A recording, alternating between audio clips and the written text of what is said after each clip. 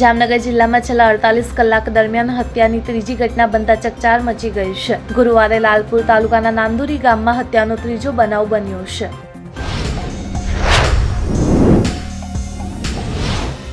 ગુજરાતમાં છેલ્લા 2 અઠવાડિયાથી કમોસમી વરસાદ જોવા મળી રહ્યો છે, જેના કારણે ખેડૂતોને લાખોનું નુકસાન થઈ ચૂક્યું છે. હવામાન વિભાગે આજથી 3 દિવસની નવી આગાહી આપી છે.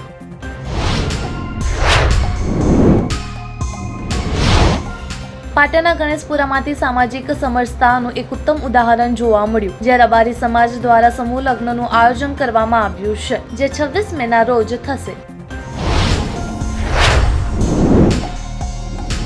ટેલિકોમ કંપની વોડાફોન આઈડિયાએ સરકાર પાસે મોટી માંગ કરી છે. કંપનીએ ટેલિકોમ ડિપાર્ટમેન્ટમાં કહ્યું છે કે જો સરકાર એજીઆર સમયસર મદદ નહીં કરે તો નાણાકીય વર્ષ 2026 બાદ તેને કામ કરવું મુશ્કેલ બની જશે.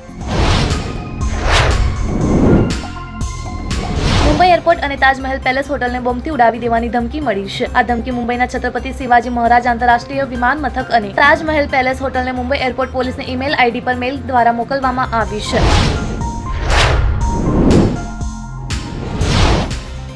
ભાજપ મીડિયા મેનેજમેન્ટના વ્યવસાયિક નિષ્ણાંતો દ્વારા જાહેર મંચ પર કેવી રીતે બોલવું, વિવાદાસ્પદ મુદ્દાઓને કેવી રીતે ટાળવા, સરકાર પર વિપક્ષના હુમલાનો જવાબ કેવી રીતે આપવો તે અંગે તાલીમ આપવામાં આવશે.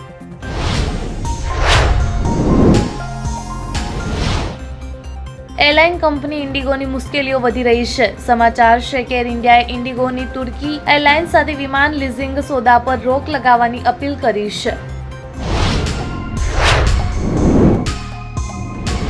કોલકાતાના એક ભક્તે પોતાના ભગવાનને કરોડોના સોનાના દાગીના દાનમાં આપ્યા છે. મંદિર પરિસરમાં આ દાનવીર વિશે ઘણી ચર્ચા થઈ છે. આ દાનવીર બીજું કોઈ નહીં પરંતુ IPL 2025ના લખનઉ સુપર જાયન્ટ્સનો માલિક સંજીવ ગોયંકા છે.